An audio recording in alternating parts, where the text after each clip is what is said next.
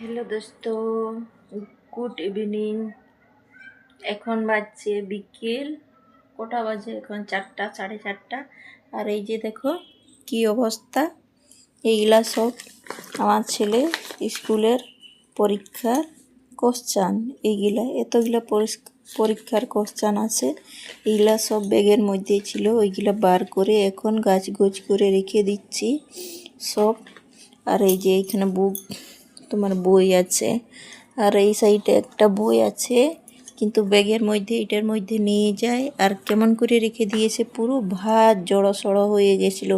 কিন্তু এইটা বার করে এখন সব কিছু গাছগোছ করে দিয়েছি। আর বই আর এই কোশ্চান পেপার আর এই যে এরকম ছিঁড়ে রেখে দিয়েছি।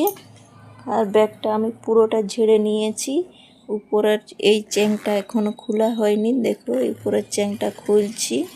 কিন্তু বদমাস ছেলেটা এত বড় হয়ে গেছে, এই বছর মাধ্যমিক দেবে, কিন্তু তাও আমার ছেলে একদম ছোট বাচ্চার মতন, কোথাও শুনে নেয় আর কোনো কিছু বললেও কোথাও গ্রাহ্য করে নেয়। আমার কোথাও টুকু শুনে নেয়। এই যে আর ব্যাগের মধ্যে আর একটা খুঁজে পেয়েছি কলম। এই যে কলমগুলা দেখছেন, এইগুলা কার কলম? এইগুলা আমরা দেইনি, এইগুলা লোকের কলম, মানে ওর বন্ধুর কলমগুলা নিয়ে এসেছে আর ব্যাগের মধ্যে ভরে রেখেছে।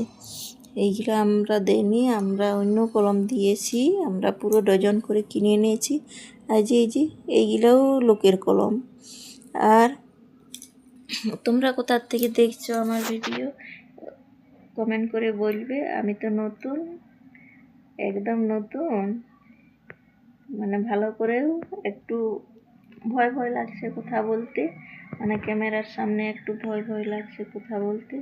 আর এই যে ঘরের কাজ কিছু হয়নি, এখন ঘুম থেকে উঠে তারপরে ছেলে চলে গেছে টিউশনে, প্রাইভেটে চলে গেছে। আর এইখানে ব্যাগ ছিল, তাহলে ব্যাগগুলো দেখি ওর ব্যাগকে কাজগোজ করতি, তাহলে ব্যাগগুলো সব গাছগোজ করে দিয়েছি।